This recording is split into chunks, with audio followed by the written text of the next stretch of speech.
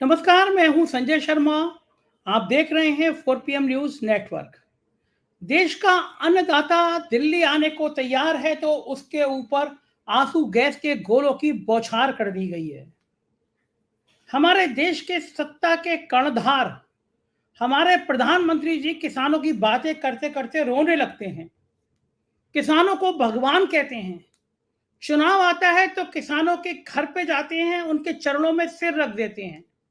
Bharatiya Janata party के नेता कहते हैं कि किसान भगवान है, और आज जब किसान दिल्ली में आता है, दिल्ली में आने की बात करता है, अपने हक को लेने की बात करता है, तो उसके लिए आंसू गैस के गोले, लाठी चार्ज, कीले और तरह तरह के अस्त्र तैयार करते हैं।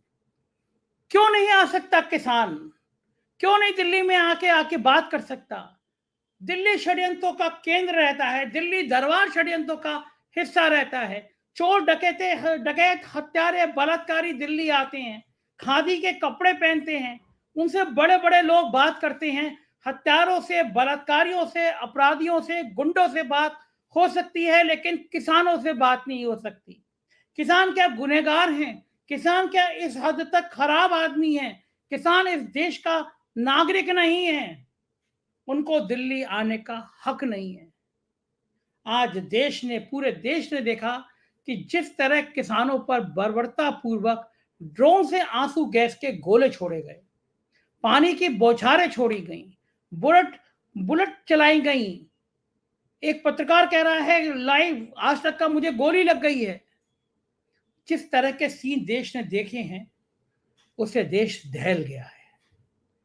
देश को समझ आ गया ये वो सरकार है जो किसानों से संवाद ही नहीं करना चाहती, संवाद के नाम पर नाटक करना चाहती है। 3 मंत्री गए और वो बातें कह दी जो किसान कभी मान नहीं सकते थे।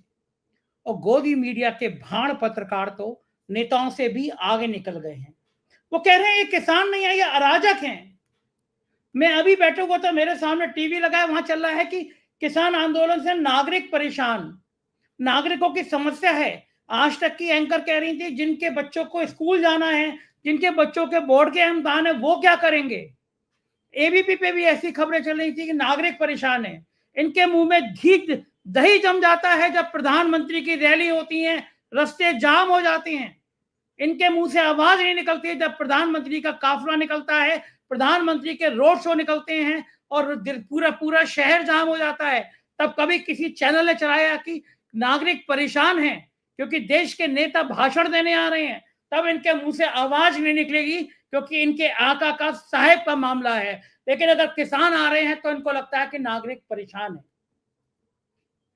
इन्हें यह नहीं पता कि किसान अपने खून और पसीना जब खेत में डालता है तो उससे गेहूं की बाली फूटती है। इस मिट्टी में किसान का खून शामिल है, इस मिट्टी में किसान का पसीना शामिल है, खून की शक्ल में आता है, तब इस देश के 140 करोड़ लोगों का पेट भरता है। और ये गोदी मीडिया के एंकर ये साहेब के इशारे पे बैठ के इन किसानों को बदनाम करने की तरह तरह की गाथाएं लिख रहे हैं। लेकिन पंगा किनसे ले रहे हैं? पंजाब और हरियाणा से आए हुए किसानों से, सिख समुदाय से, सरदार सिख कम्युनिटी के से। इनको ये नहीं पता ये वो समुदाय है जिन्होंने अपने 5-5 बच्चों का बलिदान कर दिया था। 1.25 लाख थे, एक लड़ाऊं तब मैं गुरु गोविंद सिंह कहूं। ये उस परंपरा के लोग उसको खालिस्तानी और आतंकवादी जैसे पहले बता रहे थे, फिर एक बार उस तरह का चलन करने की कोशिश कर रहे हैं। कहा जा रहा है कि हर हाल में किसानों को दिल्ली में घुसने नहीं देना है। गोदी मीडिया के चैनलों से कह दिया गया कि तुम्हें दिन रात किसानों की बदनामी करनी है, बताना है कि किसान नहीं है, ये अराजक लोग हैं। इस देश में ये हाल हो जाएगा? मुझे नहीं पता कि चौधरी चरण सिंह को भारत रत्न मिलने के बाद उनके वंशज अब इन किसानों पर आंसू गैस के गोले चलते हुए देखकर मुंह में दही जमा के खामोश कैसे बैठे। क्या जयंत चौधरी को आज ये किसान नजर नहीं आ रहे हैं? पिछली बार किसान आंदोलन में बढ़ चढ़कर बात करने वाले जयंत चौधरी के मुंह से आज आवाज नहीं निकल रही है। क्या सत्ता इतनी प्यारी होती है? क्या सत्ता ऐसी होती है कि जो किसानों के दर्द को देखकर उनके साथी आवाज बंद कर देते हैं? बहुत दर्द है किसानों में, अंदाजा नहीं था, उन्हें सपने में भी अंदाजा नहीं था कि इस तरह उनके ऊपर बेरहमी से सत्ता लाठी चलाएगी, गोले छोड़ेगी, परेशान करेगी। और मेरे ट्विटर हैंडल पर कुछ लोग के लिए कह रहे हैं, जब मैंने ट्वीट किया किसानों के समर्थन में, तो कह रहे हैं कि संजय जी चिंता मत करिए, ये किसान फिर मोदी जी को ही वोट करेंगे। कह रहे हैं कि पिछली बार आपने देखा था 700-800 किसानों की बलि चढ़ गई थी, 1 साल आंदोलन चढ़ा, तब भी किसानों ने भर भर के भारतीय जनता पार्टी को वोट दिया, और ये किसान फिर मोदी जी को वोट देंगे। और यही कारण है कि मोदी जी को पता है कि किसान मुझे वोट देंगे, इसलिए उन्हें कोई परवाह नहीं है किसानों की। उनको लाठी चलानी होगी लाठी चलाएंगे, उनको गोली चलानी होगी गोली चलाएंगे, उनको बम चलाने होंगे बम चलाएंगे। उन्हें पता है कि तरकीब कैसे करनी है, किन किसान नेताओं को तोड़ना है, किनको फोड़ना है, किनको अपने संग शामिल करना है, आंदोलन को खत्म कराना है, और किसानों की कोई बात नहीं सुनी। क्या हकीकत में ऐसा है? क्या ये सच है? क्या सच है कि किसानों की हैसियत इस देश में खत्म कर दी जा रही है? और क्या ये सच है कि किसानों की बात सुनने वाला कोई नहीं है?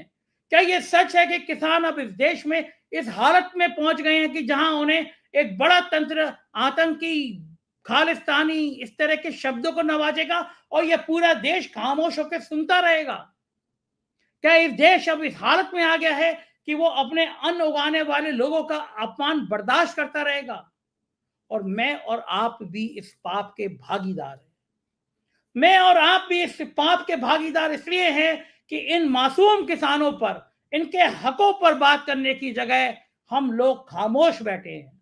प्रधानमंत्री अबू धाबी गए, एक मंदिर बन रहा है, तो गोदी मीडिया ऐसे ऐलान कर रहा है जैसे एक मंदिर बनने से इस देश की सारी समस्याओं का हल हो जाएगा। गोदी मीडिया किसानों की बात करने को तैयार नहीं है। एमएसपी क्यों नहीं मिल रही है, इससे बात करने को राजी नहीं है। किसानों की फसल के दाम क्यों नहीं मिल पाते, इससे बात करने को राजी नहीं है। प्रधानमंत्री ने कहा था कि सरकार बनेगी तो किसानों के आमदनी दुगनी हो जाएगी। आमदनी दुगनी क्यों नहीं हुई, इसमें कोई बात करने को तैयार नहीं है। हम सब अभिशप्त हैं एक ऐसे तंत्र को झेलने के लिए जिस तंत्र में ऐसी आवाजों का कोई मतलब नहीं है। हम सब अभिशप्त हैं एक ऐसे तंत्र को फेस करने के लिए जहां हमारी आवाजें नक्कार खाने में तूती की तरह बच के रह जाती हैं। सिंहासन को कोई फर्क नहीं पड़ता, राजा को कोई फर्क नहीं पड़ता कि कौन सी आवाज कहां निकलेगी। राजा को पता है कि आवाज बंद करने के तरीके क्या होते हैं।